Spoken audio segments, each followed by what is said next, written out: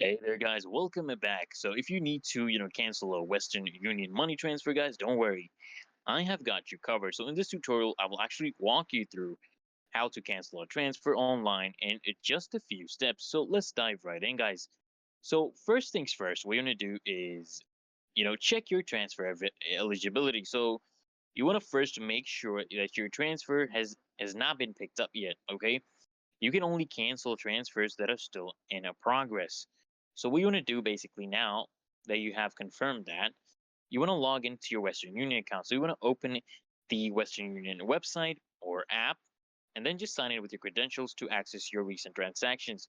And then basically guys, what you want to do is you want to locate the transfer, right? You just navigate to the history or track transfer section, and you just want to find the transaction you actually want to cancel, and just click on it to open the details, guys.